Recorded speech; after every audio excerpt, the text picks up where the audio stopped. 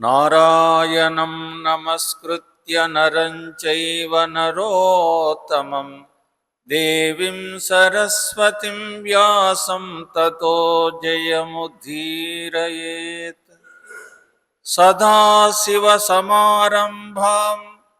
శంకరం వ్యాసశంకరమధ్యమాం అస్మదాచార్యపర్యంతం వందే గురుపరంపరా. స్థాపకాయ చ ధర్మస్య సర్వధర్మస్వరూపిణే అవతారవరిష్ఠాయ రామకృష్ణాయ తే నమః. జననీం శారదా దేవీం రామకృష్ణం జగద్గురుం పాదపద్మే శ్రేయోశ్రిత్వా ప్రణమామి ముహుర్ముహుః. నమః శ్రీయతిరాజాయ వివేకానందసూరయే సచ్చిత్సుఖస్వరూపాయ స్వామినే తాపహారిణే. ఓం సహనా భవతు సహనౌ భునక్తు సహ వీర్యం కరవావహై తేజస్వినావతీతమస్తు మా విద్విషావహై. శాంతి శాంతి శాంతి. శ్రీ గురుభ్యో నమః. హరి ఓం. అధిష్టాన దేవతైన బ్రహ్మనిష్ఠులైనటువంటి ఈ బ్రహ్మానంద ఆశ్రమ సంస్థాపకులైనటువంటి పరమ పూజ్యులు బ్రహ్మనిష్ఠులు శ్రీ చిదానంద గురుదేవుల పాదపద్మములకు అనంత కోటి దండ ప్రణామంబులు ఆచరిస్తూ, అలాగనే అందరిలో ఆ విరాజిల్లేటువంటి ఆ చైతన్య స్వరూపమైన అఖిలాండేశ్వరి ఆ పరాశక్తి అందరిలో వర్ధిల్లేటువంటి ఆ ఉపాధులు ఉండేటువంటి చైతన్యానికి అనంత దండ ప్రణామంబులు ఆచరిస్తూ, దివ్యాత్మస్వరూపులారా, ఈ పవిత్రమైనటువంటి ఈ పౌర్ణమి జ్యేష్ఠ శ్రేష్ఠ అంటే ఈ శ్రేష్టమైనటువంటి జ్యేష్ఠమైనటువంటి మాసములో ఉండేటువంటి జ్యేష్ఠ మాసములో చాలా విశిష్టమైనటువంటిది. భగవద్గీత మనకు మోక్ష సన్యాసంలో ఒక మాట చెప్తా ఉంది. అధిష్టానం తథాకర్త కారణం చ పృథక్విదం వివిధాచ్చ పృథక్శ్రేష్ట చైవాత్ర పంచమం అని మనకు అధిష్టానం అనేటువంటిది, ఈ 12 మాసాల్లో ఉండేటువంటి అధిష్టానం ఏంటి, ఈ చక్రం ఎలా తిరుగుతూ ఉండేటువంటి దాని మీద ఈ గొప్ప విశిష్టమైనటువంటి ఈ జ్యేష్ఠ మాసములో దీన్నే పవిత్రమైనటువంటి పౌర్ణాన్ని విద్యారణ్యులు సనాతనమైనటువంటి మన శంకరపీఠం అద్వైత పీఠం స్థాపించినటువంటి పరంపరలో వచ్చినటువంటి ఈ జ్యేష్ఠ పౌర్ణమి రోజు విద్యారణ్యులు కైవల్యమే పొందేది కాకుండా జ్ఞానోదయము పట్టాభిషేకము జరిగినటువంటి పీఠాన్ని అలంకరించినటువంటి విద్యారణ్యులు. ఆయన మంచి కోటీశ్వరంలో పుట్టి విరాగి అయినటువంటి శంకరమఠానికి స్థాపించినటువంటి మహాపుణ్యాత్ముడు విద్యారణ్యులు. ఆ విద్యారణ్యులు మనకు విచారసాగరం అనేటువంటి గ్రంథం, జటిలమైనటువంటి గ్రంథాన్ని బాగా ప్రకటింపజేసినటువంటి విద్యారణ్యులు. ఇది చాలా పవిత్రమైనటువంటి సుదినములో ఆయన అవతారం తీసుకున్నటువంటి పీఠాన్ని కూడా అలంకరించినటువంటి విద్యారణ్యుడు. ఈ పౌర్ణమి జ్యేష్ఠ పౌర్ణమి అంటారు. ఈ జ్యేష్ఠ మాసంలో ఉండేటువంటి పౌర్ణమి ఈ భారత్ భూమిలో పుట్టినటువంటి వ్యవసాయాత్మిక బుద్ధి ఏకైక కురునందన బహుశాఖానంతచ్చ అన్నటువంటి ఈ వ్యవసాయం అనేటువంటిది మొదలైనటువంటి ఈ పౌర్ణమి రోజు నుండి ధర్మదేవత అయినటువంటి మనకు ఈ ధర్మార్థ కామ పురుషార్థాలు నాలుగిటిని ధర్మాన్ని స్థాపించేటువంటి ధర్మపురుషుడైనటువంటి నందీశ్వరుణ్ణి అంటారు. ఆ నందీశ్వరుణ్ణి ఈ మహాపౌర్ణమి రోజు ఎర్రమట్టితో అలాగనే పసుపుతో కలిపి కొమ్ములను గెట్టెలను ఆరాధించి చక్కగా అలంకరించి చక్కగా బొట్లు పెట్టి ఇంటి యజమానుడు ఇంటి యజమానురాలు ఇద్దరు ముఖద్వారము దగ్గర నిలబెట్టి చక్కగా పూజించేటువంటి సంప్రదాయము మన సనాతన ధర్మంలో జరిగింది.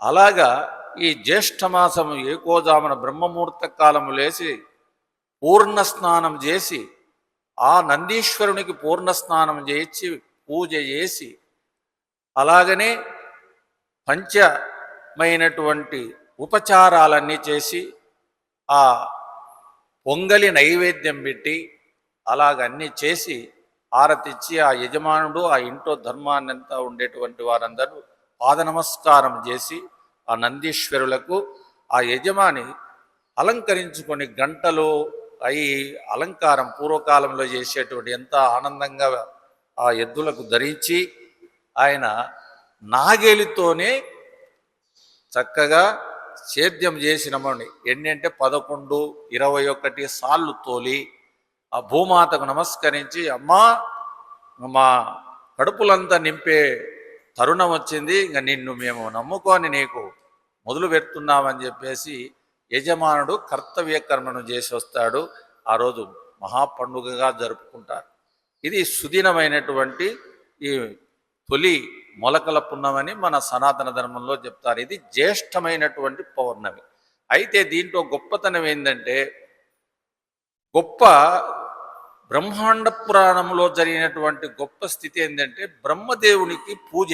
ఈరోజు బ్రహ్మదేవుణ్ణి పూజించమని మనకు పురాణాల్లో మహాభారతంలో ఎక్కడో ఒక సన్నివేశం ఉంది. అయితే ఆయనకు పూజలు లేవు, కానీ అయితే ఈయనకు పూజ చేయమని శాస్త్రంలో ఒక సన్నివేశం వచ్చింది. ఆ శాస్త్రంలో వచ్చిన సన్నివేశం ఏంటి అంటే మనము గోధుమ పిండి బియ్యం పిండితో ఆ ఆకారం చేసి చక్కగా పూజను చేయమని. అయితే దాంట్లో ఏమిటంటే నది దగ్గర పోయి స్నానం చేసి బ్రహ్మముహూర్త కాలంలో నది దగ్గర స్నానం చేసి ఆ పిండంను తయారు చేసి ఆ ఆకారంగా చేసి బ్రహ్మదేవుణ్ణి ఆరాధిస్తున్నట్లయితే వారికి 7 జన్మలు ఉండేటువంటి పాపాలన్నీ పరిహారము జరుగుతాయని మనకు పురాణాల్లో ఒక కథ ఇది. అలాగనే ఈ పవిత్రమైనటువంటి ఈ సుదినంలో చేయాల్సినటువంటి బ్రహ్మోపాసన చేయమని, అందుకే బ్రహ్మదేవునికి ఆరాధించమని. అందుకే అధిష్టానం కర్త, అధిష్టానానికి అంటే సృష్టికర్త, బ్రహ్మదేవుడు సృష్టికర్తని, అన్నిటికీ భారం మోసినటువంటి వాడు. అందుకే షోడశి మహాకళలతో సరస్వతిని పెళ్ళాడినటువంటి బ్రహ్మదేవునికి ఈ షోడశి కళ్ళలతో ఉండి ఆమె అందచందాలతో భ్రమించిందంట సరస్వతీదేవి. ఆ బ్రహ్మ ఆయన ప్రజ్ఞలో ఉండేటప్పుడు ఆ సృష్టి క్రమములో ఉండేటువంటి ఆ నిష్టలో ఉండేటప్పుడు ఆయన చుట్టూ నేను అందంగా ఉన్నానని గర్వించిందంట. ఆ గర్వించినప్పుడు ఆ బ్రహ్మదేవుడు ఒక దృష్టితో చూశాడంట అమ్మను. చూసి నీకు ఇంత అహంకారమా, షోడశి మహాకళలు నీ దగ్గర ఉన్నాయి. ఎందుకంటే షోడశి మహాకళలు ఈ యొక్క పౌర్ణమి రోజు ప్రకృతిలో కనిపిస్తాయి. అందుకే ఆ షోడశి కళలలో షోడశి పూజ గిన చేసినట్లయితే 11, 9 సంవత్సరాలు ఉండే బాలికతో చేస్తే అనేకమైనటువంటి శక్తి వస్తుందని మనకు ఉపాసన దేవతలు చెప్తారు. అయితే ఇక్కడ ఈ గొప్పతనం ఏమిటంటే ఈ ఆమెకు వచ్చిన గర్వం ఏమిటంటే నేను ఇంత అందంగా ఉన్నానని గర్వం వచ్చింది. ఆ గర్వం వస్తానే ఆయన ఆ ప్రశాంత సృష్టి క్రమంలో ఉండేటప్పుడు ఇట్లా చూస్తానే శాపం పెట్టాడు. ఆ శాపం ఏంటంటే అరటి మొక్కగా నువ్వు పోయి భూలోకంలో జన్మించుగాక అని చెప్పాడు. ఆమె అరటి మొక్కగా జన్మించిందని, ఆ సరస్వతి అరటి మొక్కగా వచ్చి ఈ భూమిపైన వచ్చింది. అందుకే ఆమెకు ఆ బిందువు లేదని, అంటే ఆ విత్తనము లేదని, అందుకు ఆమె వచ్చింది. అక్కడికి వచ్చి ఆమెను ఈ పౌర్ణమి రోజు బ్రహ్మముహూర్త కాలం నుండి 6 గంటల మధ్యలో ఆ అరటి చెట్టుకు ఇంటి ఇల్లాలు వాళ్ళు పూజ చేస్తే పేడలికి నుగ్గులు పెట్టి చక్కగా షోడశో పూజలిగిన చేస్తే వారికి అష్టైశ్వర్యము తులదూగుతుందని పురాణము చెప్తా ఉంది. అంటే ఆ సరస్వతీదేవి ఆకారంగా వచ్చినటువంటి అరటి చెట్టు. అందుకే అరటి చెట్టు చాలా కలగా ఉంటుంది, కానీ నిదానంగా వాడిపోతుంది. ఎంత ఎండలైనా ఏమైనా కొంచెం చల్లదనంలో పెడితే అంత ప్రకాశంగా ఉంటుంది. అయితే మధురమైనటువంటి ఆ మధురమైనటువంటి ఆ తీపి పదార్థము ఆమెలో ఉంది. కాబట్టి ఆమె ఆ శాపగ్రస్తురాలైందని మన పురాణంలో ఈ జ్యేష్ఠ మాసం జ్యేష్ఠ పౌర్ణమిలో జరిగిందని. అలాగనే తర్వాత వచ్చేసినటువంటి సతీ సావిత్రి. ఆమె లేక లేక ఆ మహారాజుకు పుడితే ఎంతో నోములు నోస్తే పుట్టినటువంటి సతీ సావిత్రి.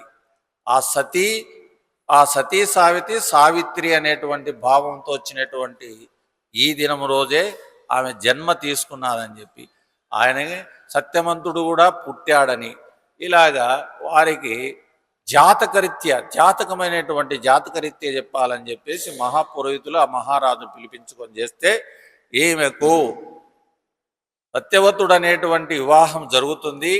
ఈమె విధవరాలు అయిపోతుంది అని చెప్పి ఆ మహాపండితులైనటువంటి వారు చెప్తే ఆమెకు ఈరోజే జరిగినటువంటి ఆమెకు నారదుడు వచ్చి ఉపదేశం చేసి, అమ్మా నీవు ఏం చేసినా ఎక్కడ చేసినా ఏం కుదరదు అని చెప్పి ఎన్నో చెప్తే కూడా చెప్పినా కూడా కుదరదు, కానీ నా ప్రతీవ ధర్మాన్ని నేను కాపాడుకొని ఖచ్చితంగా నా పతిని నిలుపుకుంటానని ప్రతిజ్ఞ చేసినటువంటి పంచభూతాలను శాసించినటువంటి శక్తి కలదైనటువంటి సతీ సావిత్రి. అందుకే సతీ సావిత్రి ఎప్పుడు జరిగిందో ఈ కథ కానీ ఎన్ని యుగాలుంటే అనుకుంటున్నారో కానీ ఆయనది నిలబడింది. అందుకే పంచభూతాలను శాసించింది, సూర్యభగవాను శాసించింది, ఆయన నిలిపింది. తర్వాత మళ్ళీ ఏదో చెప్పి వాళ్ళంతా చెప్తే జరిగినటువంటిది ఏంటంటే అంత నిష్ణాతురులైనటువంటి ఈ జ్యేష్ఠ మాసంలో జన్మించినారని. అందుకే కాబట్టి వాళ్ళు శ్రేష్టమైనటువంటిది. కాబట్టి దీన్ని మనము ఈ పురాణంలో చేసినటువంటిది అయితే మన కర్తవ్యం ఏమిటి అంటే, చక్కగా మనం వ్యవసాయదారుడైనటువంటి వాడు భూమిని ప్రేమతో చక్కగా దున్ని దానికి కావాల్సినటువంటి అన్నీ కూడా పోషకమైనటువంటి పదార్థాలన్నీ దానిని శ్రమతో చేసి వ్యవసాయాన్ని కాపాడుకోమని చెప్పేసి ఇది ఈ మొలకల పుణ్యం అంటారు. దీన్నే పైన ఊయాల, భూమాతను పూర్తి లోతు దించకూడదని మొలకల పున్నను వాసినట్టు వాస్తున్నారు. పూర్వకాలంలో అట్లా పాసేవాళ్ళు. తర్వాత ఏదో వచ్చినటువంటి క్రమం వచ్చింది. కానీ ఏంటంటే భూమిని 14 అంగుళాల కన్నా తెంచకూడదని ఈరోజు 14 అంగుళముల కన్నా, అంటే అది ఒక శాస్త్రం. అలాగా ఆ పూర్వకాల ధర్మంలో అట్లా ఆచరించే వాళ్ళు. ఇప్పుడు ఏం లేదు, అన్ని ట్రాక్టర్లతో చేస్తే అది 12 అడుగులు తిరుగుతుందో, 2 అడుగులు తిరుగుతుందో, 3 అడుగులు దచీరేం చెబుతుంది, ఎట తెగుతుందో మనకు తెలుదుగా, తెగేదే తెలుదుగా, యా లోట్లో చెబుతుందో తెగాలంతే. కరుణలే, ప్రేమలే, దయలే, ఏంలే. అలాగా ఈ మొలగలుములలో అలా ధర్మాన్ని ఆచరించేటువంటి సనాతన ధర్మంలో అట్లా జరిగినటువంటి ఈ జ్యేష్ఠ మాసంలో వచ్చినటువంటిది ఏంటంటే గ్రీష్మ ఋతువు. ఈ గ్రీష్మ ఋతువు ఏందో చూడండి, మేలో ఎండ కనిపించినటువంటి ఎండంతా కూడా ఒక నీడ ఎండలో ఎక్కువ ఉష్ణత కనిపిస్తుంది, చాలా వేడిగా వస్తుంది. నేను 3 రోజుల నుండి గమనిస్తున్నా, చాలా వేడి వస్తుంది. కానీ గ్రీష్మ ఋతువులో తీవ్ర ఎండ కనిపించదు. ఈ మాసంలో ఏందో అది విచిత్రం. ఎందుకలా? ప్రకృతి ధర్మం ఏంటంటే పూర్తి సూర్యరశ్మి చేసినటువంటిదంతా భూమి మీద మళ్ళీ పడితే పరెల్ మట్టి ఇచ్చుకుంటుందంట. పరెల్ అయితే పొక్కిపోతుందంట. అందుకు ఇప్పుడు ఈ ఉష్ణము, పరమటి గాలి, ఈ రెండు కలిసి మట్టిని ఏ స్థానంలో ఉంచాలో ప్రకృతి ధర్మంలో అలాగా కాపాడుకుంటుందంట. అందుకే ఈ గ్రీష్మ ఋతువులో అంత విశేషమైనటువంటి శక్తి ఉందని. అయితే మరి ఈ మాసంలో ఏది ఆచరించాలా అంటే మాతృదేవోభవ పితృదేవోభవ అని చెప్పారు. మాతృదేవోభవ పితృదేవతను ఆరాధించినటువంటి వారు భారతంలో ఎవరు తెలుసా? చెప్పండి. రైట్, బాగా చెప్పారు. రైట్ రైట్ రైట్ ధర్మవ్యాధుడు ఆచరించినాడు. పితృదేవోభవ ఆచార్య దేవోభవ, వారిద్దరికి పూర్ణ స్నానం చేయించి చక్కగా పీఠం పైన అలంకరించి ఆసనం పైన కూర్చోబెట్టి రోజు అర్చన చేసేవాడు. ఎవరికి? తల్లిదండ్రులకు పూజ చేసేవాడు. ధూపదీప నైవేద్యాలతో వాళ్ళని తృప్తిగా చేసేటువంటి మహాభక్తుడు. గృహస్థ ధర్మంలో ఉండేటువంటిది ఏంటి అంటే మాతృదేవోభవ పితృదేవోభవ. ఈ పౌర్ణమి రోజు ఏకోజామున దాదాపు 4:30 అట్లా 6 గంటలప్పుడు నేను ఒక పూట చేశాను. నేను ఈ పురాణం చదివి నాకు ఎప్పుడంటే 89లో ఇంటికి పోయిన పరిగెత్తి పోయి కూర్చోబెట్టినా.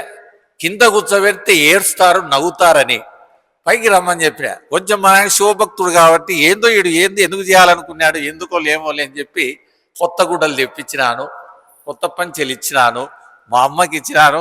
అది తీసుకొని వచ్చేది వామి ఏంటి ఈ తిక్క తిక్క పనులని ఎందుకు రాని ఏమో లేదు నువ్వు కూర్చో అని చెప్పాను.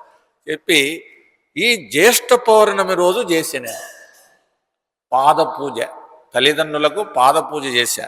ఏది? ఈ పురాణాలు చదివి, లేకుంటే నాకు తెలియదు. ఈ పురాణాలు జరిగింది, ఈ ధర్మాన్ని పెద్దలు ఆచరించినారు కదా, మనం ఎందుకు చేయకూడదు అనేటువంటి భావన. అలాగా ఈ పౌర్ణమి రోజు ఎవరైతే తల్లిదండ్రులకు పొద్దున స్నానం చేసి కొత్త వస్త్రాలు ఇచ్చి పాద పూజ షోడశోపచార పూజ చేస్తే మాతృదేవోభవ పితృదేవోభవ అని ఈ మంత్రం అనుకుంటూ 105 సార్లు ఎవరైతే పాద పూజ చేసి చక్కగా ఎవరు ధర్మాన్ని ఆచరిస్తారో వారికి గత జన్మాలుంటి చేసినటువంటి దుష్కర్మలు కానీ గోకర్మలు కానీ 10 పాపములు పోతాయంట. 10 పాపములు అంటే 10 పాపములు. అవి ఏంటి? కఠినంగా మాట్లాడము, ఒక నొప్పించడము, కూని కోరు చేయడము, ధనమును ఆక్రమించడము, స్త్రీని చెరపట్టడము, ఇలాంటి అనేటివి 10 తప్పులు. అవి 10 పాపాలు అంటారు. ఈ పాపాలన్నీ పరిహారం అయిపోతాయి. ఎప్పుడు? ఈరోజు తల్లిదండ్రులకు పూజ చేస్తే. ఎవరు చేస్తారా? ఎవరైనా అన్నారా? తిట్టకుంటే చాలు, కనీసం అన్నం పెట్టకుంటే చాలు చేసేవాళ్ళు ఉన్నారా? లేరు, కనపడమే లే. మరీ తిట్టకుంటే చాలు. ఇప్పుడు కనీసం పూజ చేయకుంటే వాళ్ళే ఇలా అయిపోయింది మన ధర్మం. అట్లా ఈ మాతృ పూజను ఈరోజు ఎవరైతే ఆచరిస్తారో అనంతమైనటువంటి శక్తి వస్తుందని బ్రహ్మదేవుణ్ణి, సావిత్రిని, పితృదేవతలను పూజ చేయమని చెప్పారు. అందుకే చూడండి, గురు పౌర్ణమి రోజు గురువుకు పూజ చేస్తారు. మరి గురుస్థానంలో మాతృదేవోభవ పితృదేవోభవ వాళ్ళ ఆజ్ఞ లేనిది మనకు సన్యాసం తీసుకునే దాని అధికారం లేదు. ఇన్ని ధర్మాలన్నీ చెప్పినా కనీసం ఆ రోజైన గురువు స్థానంలో పెట్టుకొని, ఎందుకంటే మంత్రోపదేశం చేసినటువంటి ఎవడు శిష్యుడైతే వాడైతే గురు పూజ చేసుకోవచ్చు ఆ గురు పౌర్ణమి రోజు. మరి వాళ్ళకు ఉపదేశం లేదు, మరి ఎవరికి పూజ చేయాలి? తల్లిదండ్రులకు ఆ రోజు గురు పౌర్ణమి రోజు తల్లిదండ్రులకు పూజ చేయాలి. పూజ చేస్తే వారికి అదే పూర్వకాలంలో ఏంటంటే గురువులే తల్లి తండ్రి గురువు అవుతున్నాడు అంటే ఉపదేశం కూడా చెప్తున్నారని చెప్పి పూర్వకాలంలో చెప్పేవాళ్ళు. అలాగా ఈ క్రమంలో వచ్చినటువంటి జ్యేష్ఠ మాసంలో వచ్చినటువంటి ఈ శ్రేష్టమైనటువంటి ఈ సుదినములో చేయాల్సినటువంటి ఇంకా 2 కర్మలు ఉన్నాయి. ఏంటంటే ఈ మాసములో ఏకాదశి రోజు కానీ విధియ రోజు కానీ శుద్ధ విధియ రోజు కానీ ఏకాదశి రోజు కానీ మంచి సద్బ్రాహ్మణుడు త్రిసంధ్య చేసినటువంటి గాయత్రి త్రిసంధ్యను ఆచరించినటువంటి సద్బ్రాహ్మణుడు బ్రహ్మనిష్ఠుడైనటువంటి వానికి ఈరోజు ఇవ్వాల్సినటువంటి నెయ్యి శక్తిదైనట్టు 1 కేజీలో 2 కేజీలో 3 కేజీలో. రెండోది బెల్లం దానం చేయాలి. ఈ బెల్లము, ఈ నెయ్యి, ఈ మూడో దానం ఏంటంటే కొత్త కుండని ఇయ్యాల బ్రాహ్మణునికి. ఈ 3 దానాలు చేస్తే పున్నామ నరకాన్ని దాటిస్తుందని కర్మ. మనం చేసేటువంటి అన్ని పంచకర్మలన్నీ ఉన్నాయి కదా, ఆ పంచకర్మలన్నీ దాటిస్తుందని మనకు ఇది మహాభారతంలో ఈ కథ వస్తుంది. ఇట్లాంటి ఈ పుణ్యకర్మలన్నీ ఈ మాసంలో చేయమని మనకు శాస్త్రం చెప్పింది, గురువులు చెప్పారు. కానీ ఇప్పుడు ఆచరించే వాళ్ళు చాలా తక్కువ. అందుకే దీంట్లో ఉండేటువంటి మనకు ఈ జ్యేష్ఠమాసము నుండి మనకు కనీసమైనటువంటిది ఏంటంటే మాఘమాసం వరకు దృష్టి ఎలా ఉండాలా, ఇది మనకు భగవద్గీత చెప్తాది. ఈ దృష్టి అనే దోషాన్ని పోగొట్టుకునేదానికి మనం ఇప్పుడు దృష్టి దోషములో జిష్టి దోషం ఉంది, మానవుల్లో కనిపిస్తూ ఉంటుంది. ఎలా కనిపిస్తూ ఉంటుంది అంటే దృష్టి దోషములోనే జిట్టి దోషం ఉంటుంది. ఏంటంటే వాడు బాగా ఒక స్థాయిలో ఐశ్వర్యవంతుడుగా, అందంగా, సుఖవంతుడుగా కనిపిస్తే వాని మీద చూపించే చూపు ఏంటంటే మన కంటిలోనే ఉంది. అదేంటంటే నల్లపాప ఉంది మన కంటిలో. నల్లపాప అనేటువంటిది తమో గుణానికి చెప్పారు. ఆ తమో గుణముతో ఉండేవానికి నల్లపాప అని చెప్పారు. రజోగుణముతో ఉండేవాని దృష్టి ఏంటంటే మన కళ్ళు కొందని గమనించవచ్చు, ఎర్రగా పొరలు ఉంటాయి, ఎర్రగా పొరలు ఉంటాయి. అప్పుడు సైడు వానికి నీళ్లు కారుతుంటాయి. ఆ రజోగుణం వచ్చినప్పుడు వాడు చేసే కర్మలో ఉండేటువంటి అన్ని ఇంద్రియాలు బిగబట్టి చేసేటువంటి రజోగుణ ప్రవృత్తులు ఉన్నప్పుడు జల జల జల జల కారుతాయి. ఇది రజోగుణ స్థితిలో ఉంటాడు. మరి సత్వగుణమైంది అంటే మనకు తెల్లగుడ్డు ఉంటుంది, తెల్లగా కనిపించేది. తెల్లగుడ్డుగిన ఎక్కువ కాలము, ఎక్కువ నిమిషము, ఎక్కువ స్థాయిలో నిలిపితే వానికి బ్రహ్మనిష్ఠుడైతాడని. అంటే తెల్లగుడ్డు మీద నిలిపాల మన దృష్టిని. తెల్లగుడ్డు నిలపాలంటే సాధ్యమవుతుందే? సాధన కావాలి. తెల్లగుడ్డును పూర్తి నల్లగుడ్డును లోపలికి ఉంచి తెల్లగుడ్డు పూర్తి రావాలి. అది ఎవరికి కనిపిస్తుంది చెప్పండి? తెల్లగుడ్డు వేదశగిరి ఎవరికి కనిపిస్తుంది? తెల్లగుడ్డు ఏమయ్యా? కాదు, శవానికి కనిపిస్తుంది. కనిపిస్తుందే? గమనించారా? కొందరి కళ్ళల్లో పోతే శవానికి కనిపిస్తుంది తెల్లగుడ్డు. అట్టే ఆగింటుంది, ఇంకా అట్టే ఆగిపోయి ఉంటుంది.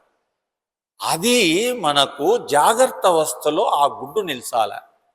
అప్పుడు బ్రహ్మానుసంధానానికి సంబంధాలు ఎక్కువ ఉంటాయంట. అంటే బ్రహ్మనిష్ఠుడా? అది ఆ సాధన కావాల. అది దానికి యోగ విద్యలో త్రాటకి విద్య అనేది ఒకటి. త్రాటకి, ఆ త్రాటకి విద్యను ఈయన చేసినోడికి అయితే సాధ్యమవుతుంది. అది అంటే ఆ గుడ్డును, తెల్ల గుడ్డును నిలిపే త్రాటకి విద్య, అది గురువు ద్వారా శిక్షణ పొందాలి, తెలుసుకోవాలి. అది గిన పూర్తి ఎన్ని సెకండ్ల పైన ఎంత నిలుపుతా వస్తాడో వానికి బ్రహ్మ సాక్షాత్కారం కలుగుతుంది అని. ఎప్పటి నుండి? ఈ జ్యేష్ఠమాసం నుండి మాఘమాసం వరకు సాధన చేస్తే బ్రహ్మ సాక్షాత్కారం కలుగుతుంది అని పురాణాల్లో చెప్తారు. అయితే ఇంత స్థాయిని మనం సంపాదించాలంటే ఏం చేయాలి? ఇంత స్థాయిని సంపాదించాలి ఏం చేయాలి మనం చెప్పండి? సాధన చేయాలా వద్దా? సాధనను రోజు సాధన చేయాల. ఈ సాధన భావంలోకి మనస్సు రావాలి. అయితే మరి సాధన భావంలో నువ్వు గంటలు ముక్కు మూసుకొని కూర్చోగలవా? ఇన్ని పెట్టి అక్కడ ఒకటి విడతాలే. గంటలు ముక్కు మూసుకొని కూర్చోగలవా? కాదు, కూర్చోలేం. ఎందుకు? సాధ్యం కాదు. శరీరము సహకరించదు. శరీరం ఎందుకంటే ప్రకృతి ధర్మాలతో ఇది భ్రమింపబడింది కాబట్టి ఇది ఏ దాన్ని నోర్చుకోలేదు. పూర్తి నిద్రను నోర్చుకోలేదు, పూర్తి మెలకువను నోర్చుకోలేదు, పూర్తి ఆకలిని భరించలేదు, పూర్తి నీ ఆనందాన్ని ఓర్చుకోలేదు, పూర్తి దుఃఖాన్ని ఓర్చుకోలేదు. దేనికి అల్పమైనటువంటిది శరీరం. అందుకే దీన్ని నిలుపుకోవాలంటే రోజు రోజు సాధన చేయమన్నాడు. ఏది? అధిష్టానం తథాకర్త. నీవు అధిష్టానాన్ని రోజు స్మరించుతుండాల. అధిష్టానం ఏంది? మనలో ఉండేటువంటి తమోగుణానికి దేహమని, రజోగుణానికి శ్వాసని, సత్వగుణానికి మనస్సని, ఈ అధిష్టానములో మనకు సాధన కర్మలో చెప్పేటువంటి రహస్య విషయాలు. ఈ అధిష్టానం అంటే తమోగుణంతో ఉండే శరీరాన్ని నిలుపాలంటే ముందు ఏం కావాలి? రజోగుణాన్ని కొంచెం లెవెల్ లేపాలి. ఈ రజోగుణాన్ని లేపినప్పుడు సత్వగుణంలో మనస్సును కొంచెం కొంచెం ఆపాల. ఇలాగ ఆపితే మనకు బ్రహ్మదృష్టి రావాలి. ఎప్పుడు? జాగ్రత్త అవస్థలో 12 గంటలు నీవు పరిపాలన చేసి ఇంద్రియాలతో చేసేటప్పుడు నీ మనస్సు దృష్టిలో నిలవాలి. ఆ దృష్టి పైనకి వస్తూ ఉండాల. ఎప్పుడెప్పుడు అంటే ఎప్పుడెప్పుడు వెంట వెంటనే వస్తుండాలి. ఆ వెంట వెంట వచ్చినప్పుడు కర్మలో దృష్టి జరుగుతూ ఉంటుంది. అదే బ్రహ్మదృష్టి అని చెప్పారు. ఆ బ్రహ్మదృష్టి ప్రారంభించేదానికి జ్యేష్ఠ మాసంలో సృష్టి క్రమాన్ని, పరిపాలనను సాధించినాడని బ్రహ్మదేవుడు నారదునికి, సనత్కుమారునికి, ఇలాంటి వాళ్ళకందరికీ, సుజాతునికి, వీళ్ళందరికీ ఉపదేశం జరిగినటువంటి కాలం. అయితే దీని నుండి మళ్ళీ మనకు ఈ ఉత్పత్తి కార్యక్రమం ఏం జరిగిందంటే, బ్రహ్మము ఏకాంతంలో ఉండేటప్పుడు ఆయనకి ఏమీ తోయలేదు. ఇప్పుడు ఒక్కడుగా ఎక్కువ కూర్చుంటే మనిషికి పిచ్చి వచ్చాది కదా, ఎరిలేచ్చాది. లేస్తుందా లేదా? మామూలుగా 1 గంట 2 గంటలో కూర్చుంటే అనుకో, కూర్చోగలరా? సాధ్యం కాదు. పిచ్చి లేచాది, పిచ్చోడు అయిపోతాడు. అందుకు ఏం చేస్తాం? మళ్ళా కదులుతాం. అలాగనే బ్రహ్మదేవుడు తనను సృష్టిని క్రమంగా చేయాలనే సంకల్పంలో కూర్చున్నాడ. కూర్చొని కదిలిందంట మనస్సు. ఆ మనస్సు కదలడంలోనే, అందుకే దాన్ని వచ్చినటువంటి శబ్దం ఏంటంటే, మూల పదార్థంలో నుండి వచ్చినటువంటి శబ్దం ఏంటంటే దదదా అని శబ్దం వచ్చింది. 3 మాటలు 3 దాలు వలికినాడ. దా దా దా దదదా అని వచ్చిందంట. ఈ దదదా వచ్చినప్పుడు నుండి వికల్పం కలిగిందంట ఈయనకు. ఎవరికి? బ్రహ్మదేవునికి. ఆ వికల్పం కలిపినప్పుడు ఆ వికల్పములో ఉత్పత్తి అయినటువంటి జగత్తునంతా కూడా ఉత్పత్తి అయినారు. వచ్చినటువంటి సృష్టికర్తలు, వచ్చినటువంటి జీవరాశులన్నీ అశరీరాలతో ఉన్నాయి కదా, శరీరాలతో కావాలి కదా. అప్పుడు వచ్చారు. వచ్చి అందరూ దాసోహం అన్నారంట. ఏం స్వామి మమ్మల్ని అందరినీ పిలిచావు, ఎందుకు లేపావు, ఏం కట్ట అన్నాడు. మీ కర్మలు మీరు చేసుకోవాలని నేను అందరినీ ఆహ్వానించానని చెప్పాను. అయితే మా కర్మలు ఏంటి అని చెప్పాడు. ఆ కర్మలలో వచ్చినటువంటి దదద అనే 3 శబ్దాలు వచ్చినటువంటి శబ్దాలలో ద అని అనే పదాన్ని, దా అనే శబ్దాన్ని దేవతలకు ధమముతో ఉండండి అని వారికి ఉపదేశం చేశాడంట. ఏది? దా, ధమముతో మీరు ఉండండి. తర్వాత 2వ వాడు వచ్చినాడు. రాక్షస భావాలతో ఉండేటంటే మన ప్రవృత్తితో ఉండేటువంటి భావాలతో వచ్చినాడు రాక్షసుడు. వాడు దా మీకు ఇచ్చిపోయినా అనుకున్నాడు. మీరు దయతో ఉండండి. మీ శరీరాలతో మీరు వ్యవహారం చేసేప్పుడు దయతో వ్యవహారం చేయండి, మీ కర్మను మీరు చేయండి అని చెప్పి 3వ వాడు వచ్చినాడు. 3వ వాడు ఎవడు? అల్పుడు. ఎవడు అల్పుడు? మానవుడు. వాడు వచ్చినాడు. వచ్చి ఏ స్వామి మా పని ఏందన్నాడు. నువ్వు ఎప్పుడూ ఈ దమము నీ చేతులు ఉండాల, ఈ దయ నీ చేతులు ఉండాల, దానము కూడా నీ చేతులు ఉండాల. అందుకు నువ్వు దానం చేసుకుంటా ఉండు. ఈ రెండిటిని త్యాగం చేసుకుంటే నువ్వు ముక్తికి దగ్గర అవుతావు అని చెప్పేసి ఈ నరునికి ఎక్కువ పని పెట్టినాడు పరమాత్మ. ఈ దమము కావాలా, ఈ దయ కావాలా, దానం కావాలా. ఇవన్నీ వచ్చిన పదార్థాలు ఏమొచ్చినాయి అన్నీ కూడా భగవంతుంది అనుకోవాలి. అంతే. తినేది, తాగేది, నడిచేది, చేసేది మొత్తం అంత దానమే. అంత ఆ దానం చేస్తుండే భావం మీద మనస్సు ఉంచమని, అప్పుడు దానికి నిష్కామము అవుతుందని మానవునికి ఇచ్చిన వరము, బ్రహ్మదేవుడు ఇచ్చినటువంటి వరం ఈ క్రమంలో ఇచ్చినాడని మనకు ఈ జ్యేష్ఠ మాసంలో బ్రహ్మోపదేశం జరిగింది. బ్రహ్మాండ పురాణంలో వస్తుంది ఈ కథ. ఈ బ్రహ్మాండ పురాణంలో దీన్ని విపులంగా చూసుకోవచ్చు. కానీ భాగవతం మహాభారతంలో కూడా అక్కడక్కడ సన్నివేశాల్లో వస్తుంటాయి, ఈ సూత్రాలన్నీ వస్తుంటాయి. కానీ ఇలాంటి ఈ జ్యేష్ఠ మాసంలో ఉండేటువంటి గొప్పతనాన్ని మనము గుర్తుపెట్టుకొని చక్కగా చేయాల్సినటువంటిది ఏంది? కర్మను, సత్కర్మను, ఏదైనా కర్మను. ఎందుకంటే ఒక్కటే చెప్పాడు, నీకు 100 ఎకరాలు భూమి ఉంది, 10 ఎకరాలు భూమి ఉంది, 10 ఎకరాలలో భూమిలో నేను ఇత్తనాలు వేయాలని పట్టుదల ఉండాలంట, బీడు పెట్టకూడదనే భావంతో ఉండాలంట, దాన్ని కృషి చేయాలంట. నీకు 100 ఎకరాలు ఉందని ఊరికి ఇంట్లో వండుకొని జీతకాలతో ఎవరితో పని చేసి దాన్ని బీడు పెట్టి దాన్ని చేస్తే కుదరదంట. కానీ అది భూమిలో సేద్యం జరిగిందా లేక కరెక్ట్గా చేసినారా లేదా అని 24 గంటలు తపస్సులాగా చేయాలంట. ఈ జ్యేష్ఠమాసం అంతా వేసి చక్కగా ఆ మొక్కలను దాటితే ఆ భూమాతకు నువ్వు ఏమి చేస్తావో అదంతా గుర్తుపెట్టుకొని నీకు ఇవ్వాల్సినటువంటి కర్తవ్య కర్మనంతా, నీకు ఇవ్వాల్సిన ఫలసాయం అంతా ఇస్తుంది. అయితే ఈ కర్మలో నేను ఏం చెప్పాలనుకోవాలా? మనసులో అనాసక్తిగా చేయాలి, ఆసక్తితో చేయకూడదు. ఇది ఫలం వస్తుందని చేయకూడదు, అనాసక్తితో చేయాలి, పని చేయాలంతే. అందుకే భగవద్గీత మనకు చెప్పినటువంటి మొత్తం చెప్పినటువంటి భగవత్ సారాంశం ఏమిటంటే, భగవద్గీత చెప్పింది కర్మణ్యేవ అధికారస్తే మా ఫలేషు కదాచన. కర్మను నువ్వు ఎప్పుడే కానీ కోరుకోకు, కోరుకోకుండా ఉండేవాడే యోగి, కోరుకుండేవాడే రోగి. మనకు ఇది ఉత్తర గీతలు వస్తుంది, ఉద్ధవ గీతలు వస్తుంది. ఈ కోరుకోకుండడం వల్లనే కృష్ణుని దగ్గర అద్భుతమైనటువంటి ప్రశ్నలు విన్నాడు ఎవరు? ఉద్ధవుడు. అద్భుతమైన ప్రశ్నలు నిలబడి చెప్పినటువంటి, ప్రశాంతంగా కూర్చొని ఉపదేశం చేసినటువంటి ఉద్ధవ గీతలో అద్భుతమైనటువంటి రహస్యం ఉంది. అందుకే ఉద్ధవ గీతలో, భాగవతంలో ఉండేది, భారతంలో ఉండేది ఈ ఘట్టాలు చదువుకోవాలి. ఈ చదువుకుంటే మనకు అనేకమైనటువంటి సందేహాలన్నీ తీరుతాయి. అందుకే ఆ ఉద్ధవ గీతలో చెప్పినటువంటి రహస్యాలని చెప్పాడు. ఎన్ని రహస్యాలు వచ్చినాయి బయటికంటే అనంత కొల్లలు వచ్చినాయి. అలాంటి రహస్యాలన్నీ ఉద్ధవ గీతలో ఉండేటువంటి రహస్యాలన్నీ, ఆయన కృష్ణ పరమాత్మ చెప్పినటువంటి రహస్యాలన్నీ కూడా ఈ మాసంలో జరిగినాయని చెప్పేసి, అందుకే దీన్ని నిష్టగా తీసుకుంటారు.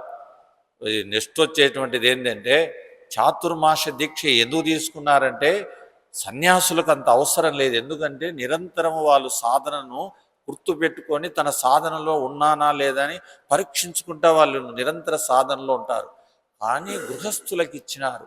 గృహస్థ బ్రహ్మచర్యం చేస్తూ ఈ 4 మాసములు నెల ఋతుపవనం వరకు ఉండి గృహస్థ బ్రహ్మచర్యాన్ని ఆచరిస్తూ చక్కగా ఈ 4 నెలలు చక్కగా జపము కానీ, పారాయణ కానీ, ధ్యానం కానీ, పూజ కానీ, సేవ కానీ ఏదైనా చేయొచ్చు. కాబట్టి ఈ 4 మాసాల్లో చేయాల్సినటువంటి పవిత్రమైనటువంటిది వచ్చేది గురు పౌర్ణమి. గురు పౌర్ణమి నుండి చక్కగా మనకు కార్తీక శుద్ధ పౌర్ణమి వరకు ఆచరించండి. ఎందుకంటే మానవునికి చాలా అల్పమైనటువంటి ప్రాణము మన చేతిలో ఉంది, ఏమీ తెలియదు, ఎప్పుడు పోయేది తెలియదు. ఎందుకంటే అలాగ ప్రకృతి తయారైంది.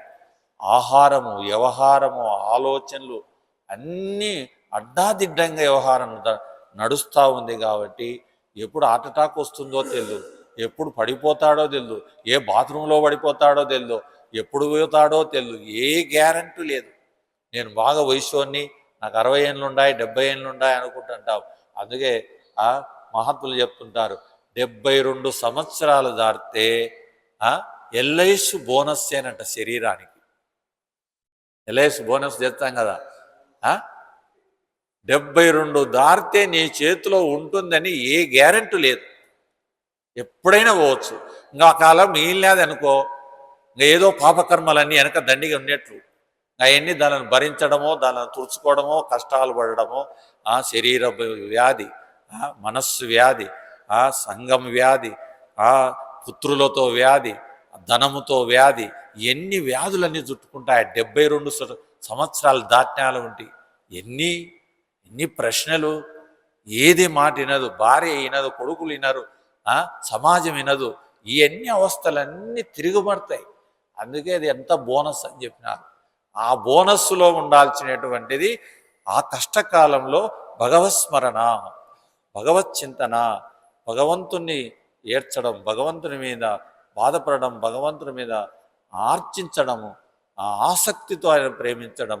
అందుకే చతుర్విధ భజంతే మాం జనా సుకృతినో అర్జున ఆర్తో జిజ్ఞాసు అర్థార్థి జ్ఞానీచ భరతర్షభ అని భగవద్గీత మనకు చెప్పినట్టు ఆ ఆర్తితో ఉండాలి. మనం భగవంతుని స్మరణతోనే ఉండాలి.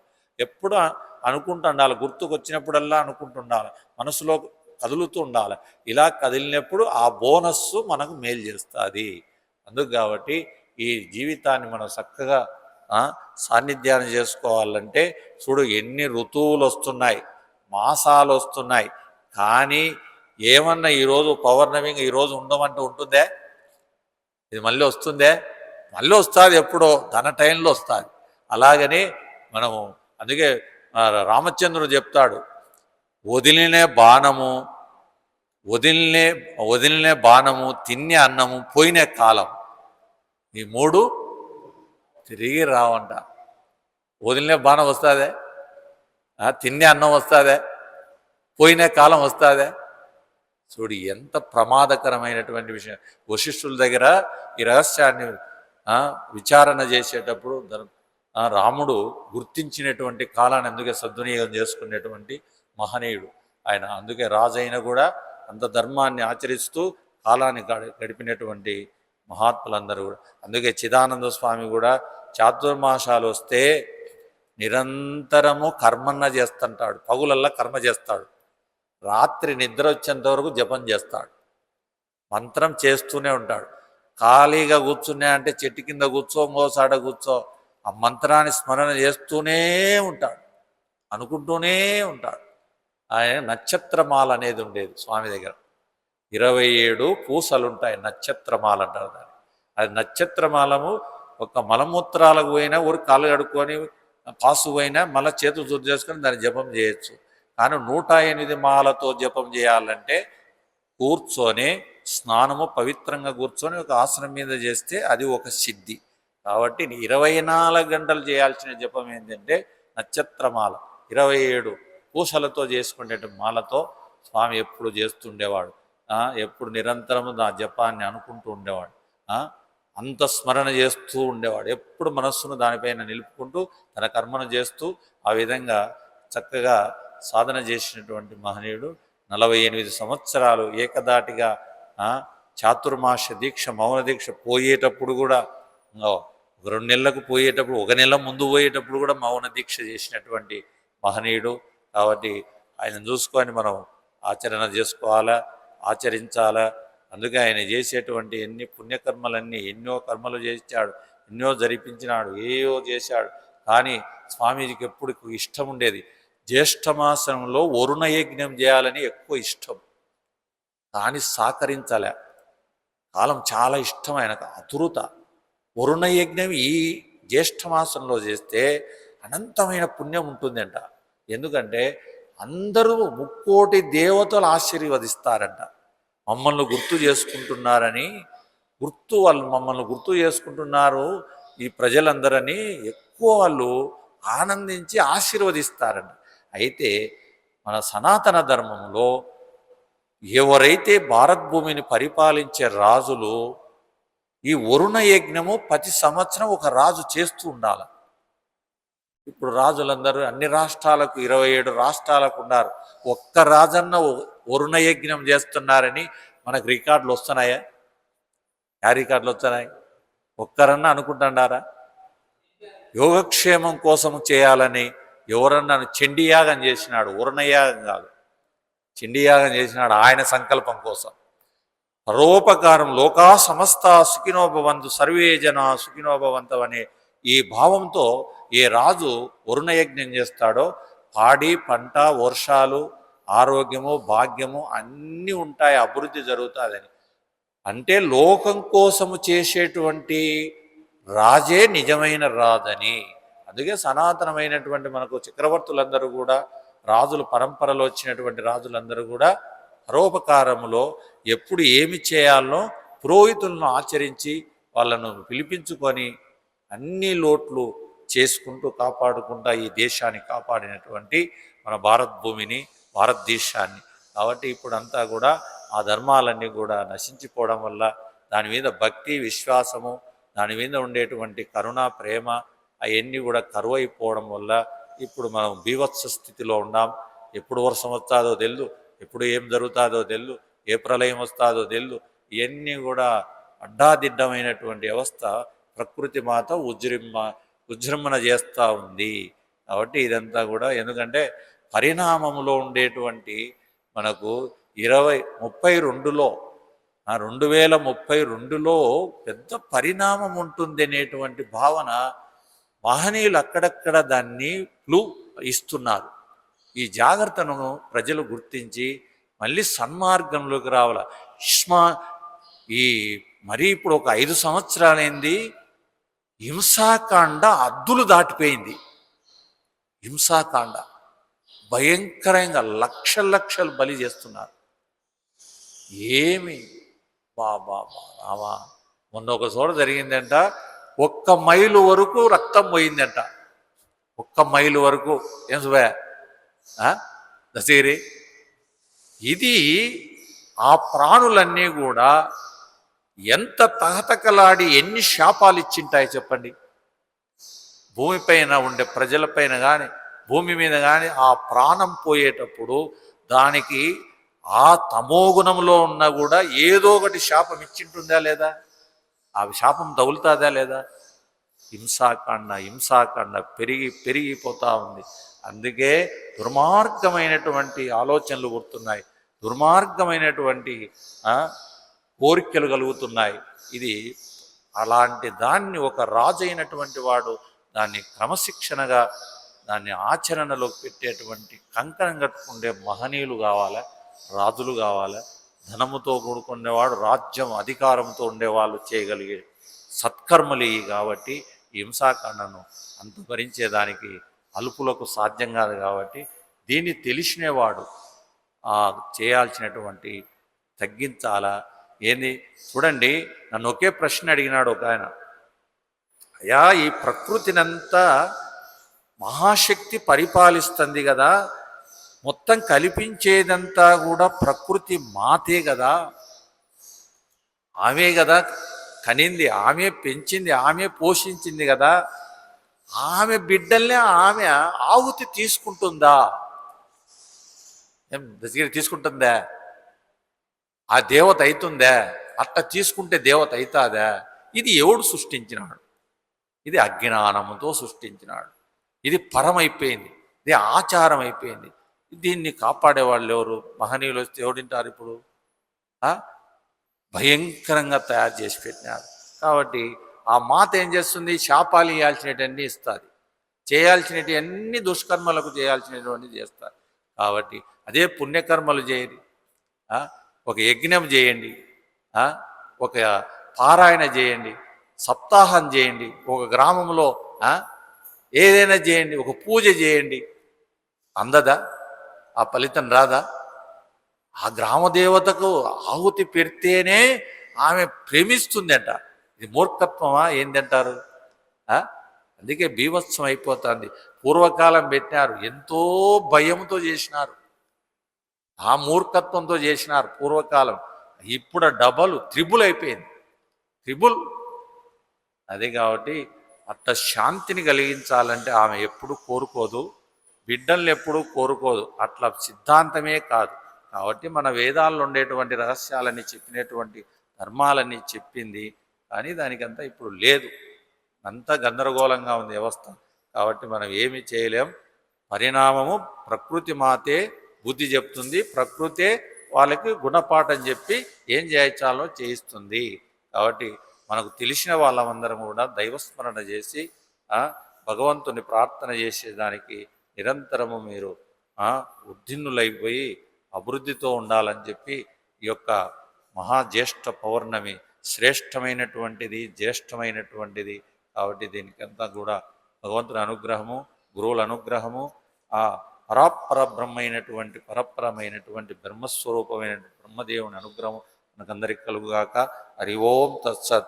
ఓం సహనాభవతు సహనౌ పునక్తు సహవీర్యం కరవావహై తేజస్వినావతి సమస్త.